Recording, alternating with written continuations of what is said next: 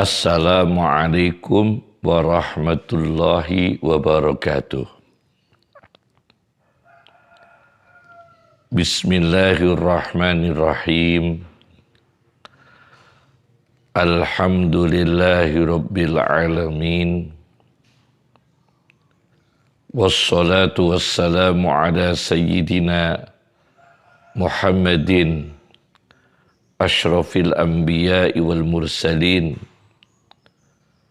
wa ala alihi wa ashabihi ajma'in. Amma ba'd.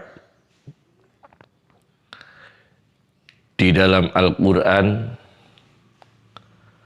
kata mawaddah yang artinya cinta kasih, mencintai, terdapat 8 kali.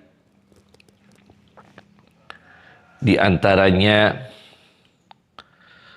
terdapat dalam surat Al-Maidah ayat 82,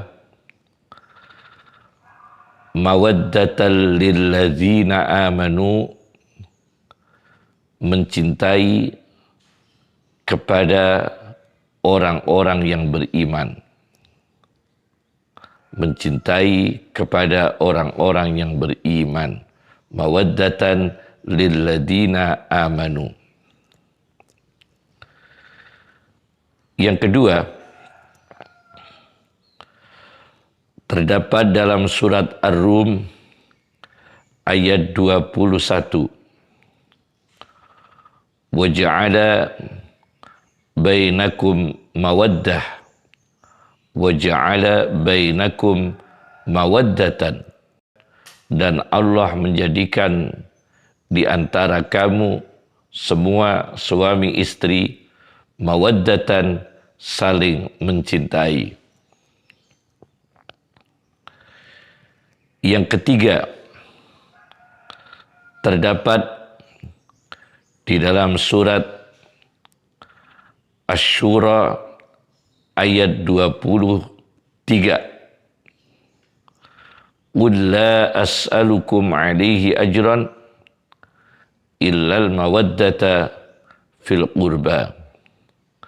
Katakan, wahai Muhammad Rasulullah sallallahu alaihi wasallam, aku tidak meminta bayaran kepada kamu semua ketika aku bertablik, ketika aku berdakwah, ketika aku menyampaikan Islam, illal mawaddata fil qurba, kecuali aku minta satu, yaitu mencintai kerabat-kerabatku, keturunanku, ahlul bait, para habaib, para sadah.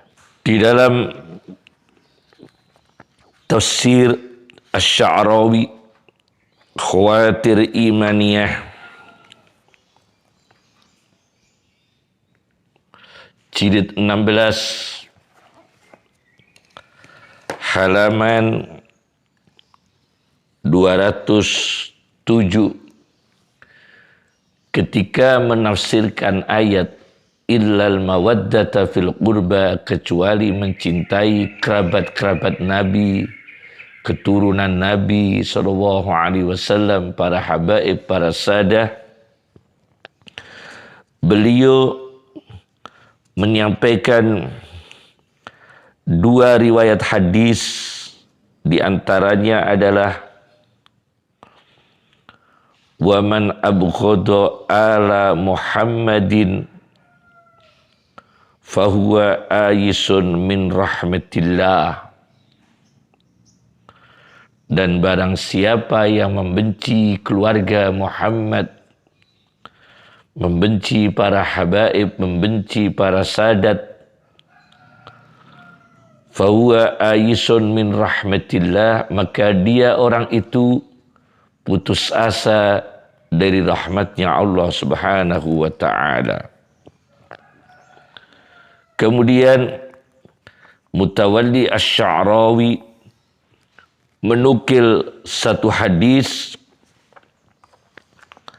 sabda Rasulullah sallallahu alaihi wasallam, wa akhibbu ahla baiti li hubbi, dan cintailah ahli rumahku, keluarga rumahku, cucuku, keturunanku, habaib, sadah, kalian mencintailah li hubbi, karena terdorong cinta kepada aku Rasulullah sallallahu alaihi wasallam. Hadis ini juga dikutip oleh Imam Alauddin Ibn Khusamuddin Al-Hindi di dalam kitabnya Kanzul Ummal jilid 12 nomor hadis 34.150. Mencintai keluarga Nabi, mencintai cucu-cucu Nabi, mencintai para habaib, tentunya satu terdorong cinta kepada Rasulullah sallallahu alaihi wasallam, dan yang kedua memang di dalam habaib ahlul bait, keluarga Nabi itu mempunyai kelebihan, mempunyai kekhususan, mempunyai banyak karamah, mempunyai banyak spesifik fadilah keutamaan. Di antaranya keutamaannya keluarga Nabi, keutamaannya para habaib, keutamaan para sadat dikemukakan oleh Imam Abu Abdullah Muhammad ibn Ali ibn Hasan Al-Hakim At-Tirmidzi di dalam kitabnya Nawadirul Usul fi Ma'rifati Ahbari Rasul jilid 3 nomor hadis 1126.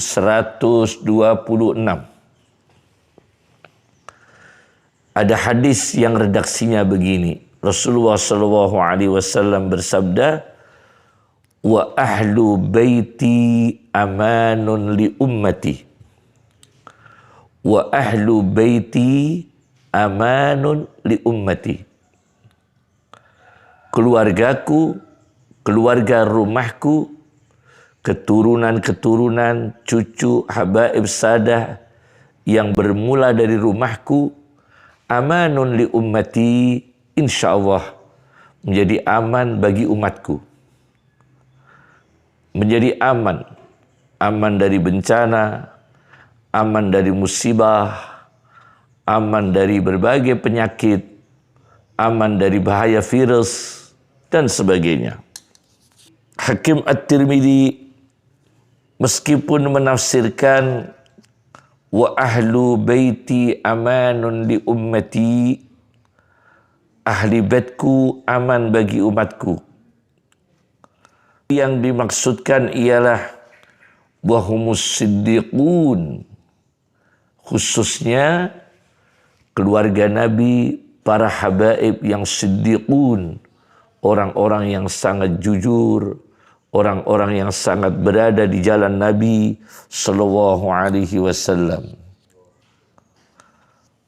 Wahumus siddiqun, dan mereka ini di antaranya ada yang berkualitas aulia, wali-walinya Allah, disebutkan di sini di antara mereka abdalan, wali-wali abdal. Ini di dalam kitab Nawadirul Usul fi Ma'rifati Ahbari Rasul. Karena keturunan Nabi, cucu-cucu Nabi, para habaib, para sadah telah disebutkan aman bagi umat Nabi, dijelaskan contoh-contoh sejarah. Satu di dalam kitab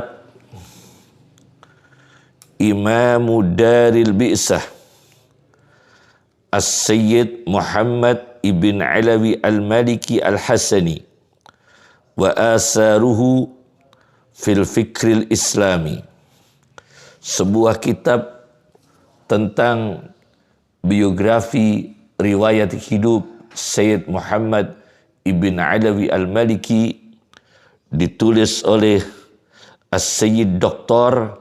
Hamdun Abdul Karim Dawah Al-Husaini di halaman 69 sampai halaman 70. Diceritakan ada seorang yang bernama As-Sayyid Ahmad Fattah Al-Faituri. As-Sayyid Ahmad Fattah Al-Faituri berkebangsaan Libya. Beliau dimasukkan dalam penjara pada tahun 2002. Ketika dalam penjara, wa fi ihda layali dzalikal 'am, di antara malam-malam tahun 2002 dalam penjara, Ra'as Sayyid Muhammad fil manam, Sayyid Ahmad Fattah yang dalam penjara itu di suatu malam di dalam penjara pada tahun 2002 mimpi bertemu dengan Sayyid Muhammad bin Alawi Al-Maliki Makkah. Fabasyarahu biqurbil faraj. Sayyid Muhammad dalam mimpi itu mengabarkan kepada Sayyid Ahmad Fattah Al-Faituri, sebentar lagi insya Allah dibukakan oleh Allah.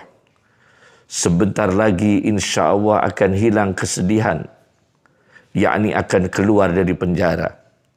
Ini sudah dikabarkan oleh Sayyid Muhammad lewat mimpi. Falam yalbas an ufrija anhu. Maka tidak lama kemudian dibukakan Sayyid Ahmad Fattah Al-Faituri, diizinkan Allah keluar dari penjara. Berkah berita baik, kabar baik dari Sayyid Muhammad ibn Alawi Al-Maliki meskipun melalui mimpi. Ini fadilah keutamaan cucu Nabi, contoh yang pertama. Contoh yang kedua,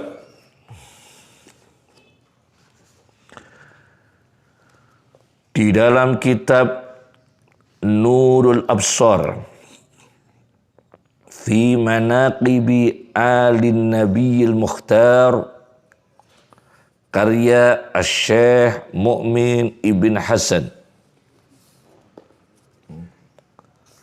di halaman 183 184. Pada zaman Khalifah Mu'tamid Allah,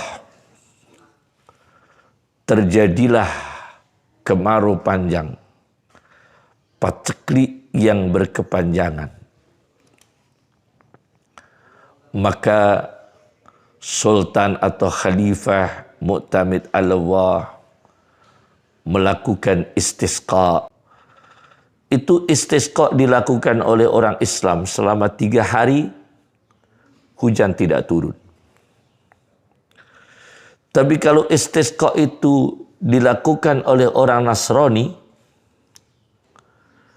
yang dimobilisasi oleh tokoh Katolik pada saat itu, dipimpin oleh seorang rahib Ini rahib kalau memimpin istisqa, hujan turun. Tapi kalau istisqa dilakukan oleh orang Islam, hujan tidak turun. Maka banyak yang ragu-ragu, orang Islam yang ragu-ragu dengan agamanya sendiri. Bahkan sebagian dari orang Islam murtad, berpindah dari Islam menuju agama Nasrani. Karena apa? Terkagum. Karena apa? Dia heran dengan keajaiban rahib yang memimpin orang-orang Nasrani, yang memimpin orang-orang Katolik melakukan istisqa. Tapi hujan selalu turun. Maka sebagian orang Islam berpindah agama dari Islam menuju Nasrani. Dan ini menjadi keprihatinan Sultan Mu'tamid Alawwah. Akhirnya Khalifah Mu'tamid Alawwah ini diingatkan Allah. Adanya seorang hamba yang telah dipenjarakan oleh Sultan Mu'tamid Alawwah, yaitu Sayyid Hasan Al-Askari, cucu Nabi, keturunan Nabi, yang dipenjarakan oleh Sultan Mu'tamid Alawwah, tapi masyhur sebagai ulama, masyhur sebagai aulia, masyhur sebagai orang salih, masyhur sebagai orang yang terkabul doanya. Akhirnya Hasan Askari meminta supaya dikumpulkan semua. Orang Islam berkumpul, orang Nasrani berkumpul. Begitu berkumpul semua, rahib yang memimpin istisqa itu diperintah oleh Hasan Askari supaya melakukan praktek bagaimana metode dia ketika memimpin istisqa. Maka rahib itu mengangkat tangannya. Mengangkat tangannya, hujan turun. Hujan turun. Begitu diangkat tangannya, mendung datang, awan mendung datang dan hujan turun. Dan akhirnya Hasan Al-Askari meminta kepada pemerintah supaya menggeledah dan menangkap rahib yang memimpin istisqa itu. Tangkap orang itu, geledah, ambil barang yang ada di ketiaknya. Ternyata ada benda yang diselipkan dalam ketiak rahib pemimpin Nasrani itu. Ternyata apa benda yang diselipkan itu? Adalah tulang Nabi. Itu dijelaskan oleh Hasan Askari. Kenapa rahib ini kalau mengangkat selalu turun hujan? Karena rahib ini menyimpan tulang Nabi. Tulang Nabi dibawa oleh dia, diselipkan dalam ketiaknya. Tulang Nabi ini sengaja dibongkar mereka, dicuri mereka. Dan mereka tahu khasiat tulang Nabi itu, kalau dibuka tulang Nabi dan diarahkan ke arah langit, dengan izin Allah, langit akan segera turun hujan. Akhirnya ditangkap. Begitu tulang Nabi itu diambil atas perintahnya Hasan Al-Askari, maka Hasan Al-Askari mengatakan kepada rahib, coba ulangi lagi, kamu angkat tanganmu, istisqa lagi. Maka begitu diangkat tangannya, rahib itu mengangkat tangannya tanpa membawa tulang Nabi. Bukan hujan yang turun, tapi awan mendung yang tadinya datang itu hilang. Awan mendung itu menghilang. Pergi awan mendung itu. Karena apa? Karena rahib tidak lagi membawa tulang Nabi. Ini kehebatan Syekh Hasan Al-Askari menjadi penolong dalam akidah. Dan akhirnya Hasan Al-Askari dibebaskan dari penjara dan seluruh sahabat-sahabatnya yang ada dalam penjara juga dibebaskan dari penjara. yang semula dipenjarakan oleh Sultan Mu'tamid al-Wah.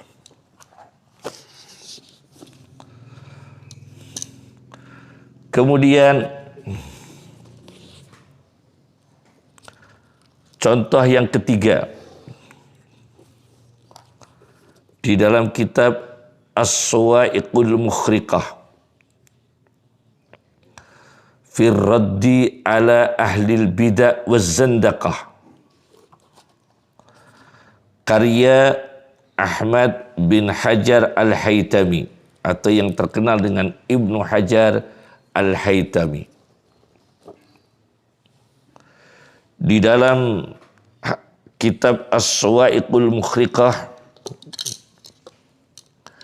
halaman 366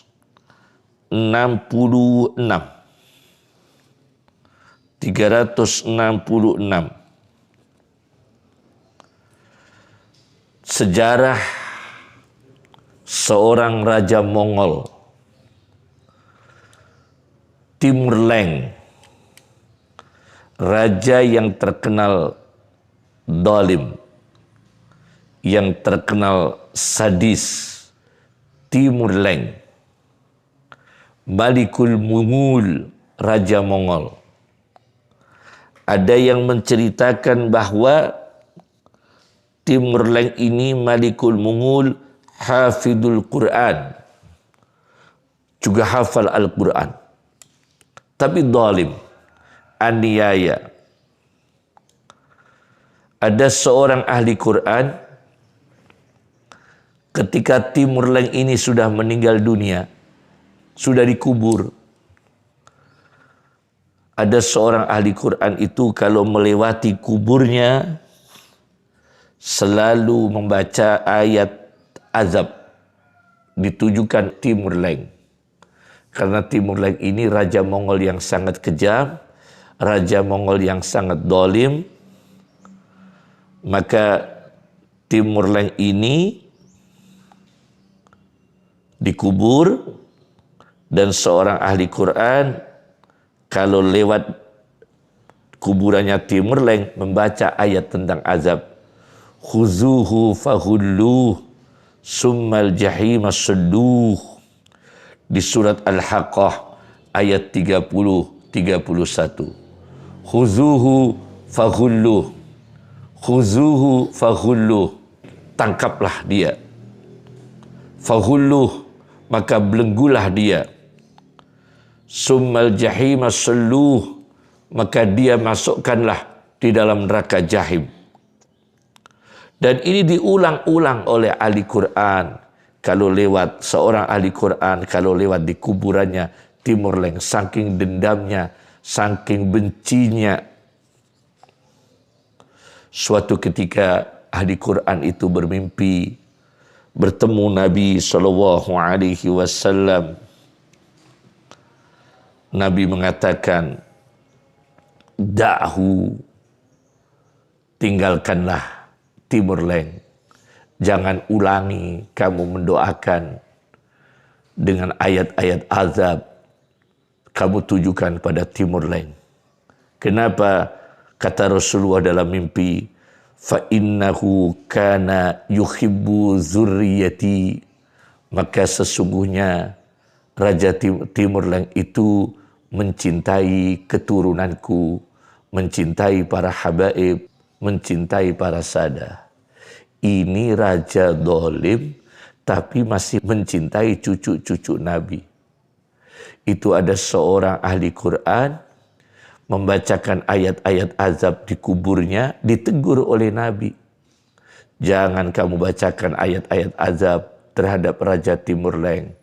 Karena Raja Timur Leng ini masih mencintai cucuku, keturunanku, zurriyati, keturunanku. Bayangkan apalagi ada seorang yang zalim, bukan malah mencintai cucu Nabi, malah mendolimi cucu Nabi. Kita bayangkan.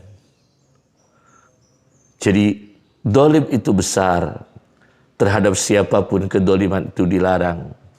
Terhadap siapapun, apalagi zalim terhadap Rasulullah SAW, apalagi zalim terhadap keluarga Nabi sallallahu alaihi wasallam. Maka dalam suasana yang seperti ini, yaitu berbagai negara di dunia ini sedang dibingungkan virus corona, harapan kami, para habaib, para sadah berdoa, khususnya seluruh umat Islam berdoa supaya Allah mencabut, mengangkat virus corona ini, bahaya corona ini. Dan kami mohon kepada para ulama, baik ulama dari Nahdlatul Ulama, ulama dari Muhammadiyah, orang-orang soleh dari mereka, dari Nahdlatul Ulama, dari Muhammadiyah, dan khususnya para habaib, para sadah, agar mendoakan kita semua ini, supaya Allah melindungi kita semua ini, umat Islam, bangsa dan negara, dan seluruh umat Islam di dunia, dilindungi oleh Allah Subhanahu wa Ta'ala. Dan tentunya sebagai contoh sejarah, siapapun ulamanya, siapapun habaibnya. Bahkan kalau ada habaib, ada ulama yang berada jauh dari kita, karena itu gaib, dalam keadaan gaib. Gaib itu tidak kelihatan orangnya. Dan Nabi kita sendiri sallallahu alaihi wasallam memberitakan doa apabila dilakukan oleh seorang muslim untuk orang muslim tanpa hadir orangnya akan mudah dikabulkan oleh Allah. Termasuk doanya orang-orang muslim yang berada di luar negeri, termasuk ulamanya keluarga keturunan Sayyid Muhammad ibn Alawi al-Maliki. Kita berharap untuk mendoakan kita, umat Islam, bangsa dan negara Indonesia yang tercinta ini. Kemudian para habaib, para sadah yang ada di berbagai negara, ada di negara Saudi Arabia, ada di Mesir, ada di Yaman, sebuah negara pusatnya para habaib, ada di Palestina, ada di Syria. Kita berharap semua para habaib, para sadah, para ulama yang saleh, para aulia, mendoakan untuk kita semua umat Islam, bangsa dan negara, supaya diselamatkan oleh Allah. Termasuk kita juga berharap Habib Rizik yang berada di Mekah ikut mendoakan kita semua.